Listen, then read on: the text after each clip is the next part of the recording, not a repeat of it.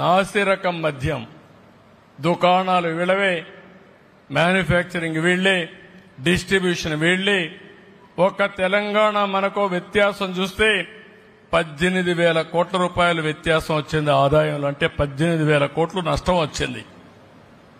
ఇలాంటి విధానాలన్నీ ఇష్టానుసారంగా విద్యుత్ శాఖలో వీళ్ల విధానంలో 10,000 కోట్ల రూపాయల నష్టం వచ్చింది.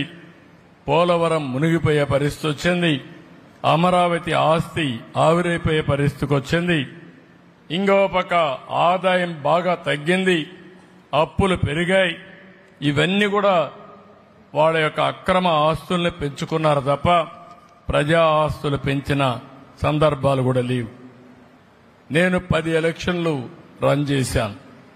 మొట్టమొదటిసారిగా మొన్న ఎలక్షన్లో అపోజిషన్ స్టేటస్ లేకుండా 175 సీట్లలో 164 గెలిపించి 11 సీట్లే కట్టబెట్టిన మొదటి ఎన్నిక ఇది. ఒక హిస్టారికల్ ఎలక్షన్స్ ఇది. ప్రజల ఎక్స్పెక్టేషన్స్ మీరు చూస్తే చాలా క్లియర్ గా ఉన్నారు. ఈసారి ఎట్టి పరిస్థితుల్లో ఇలాంటి ప్రభుత్వం పోకపోతే మాకు భవిష్యత్తు ఉండదని ముందుకొచ్చి ఓట్లేశారు. 93% సీట్లు గెలిచాం. ఎన్నో ఎలక్షన్లు చూశాను. ఒక అసెంబ్లీ సీట్లో 95,000 మెజార్టీ గెలిపించారు. అది చూసిన తర్వాత మాలో బాధ్యత పెరిగింది. మేము తప్పు చేసి చరిత్ర మమ్మల్ని క్షమించదు.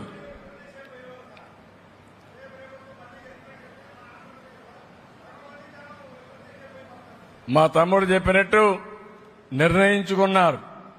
బతుకో చావో నిర్ణయించుకుని ఈసారి గెలవకపోతే మేము ఈ రాష్ట్రం వదిలిపెట్టి వెళ్ళిపోతాం, ఏదో వేరే రాష్ట్రాలకు పోతాం, లేకపోతే వేరే దేశాలకు పోతాం అనే పరిస్థితికి వచ్చారు.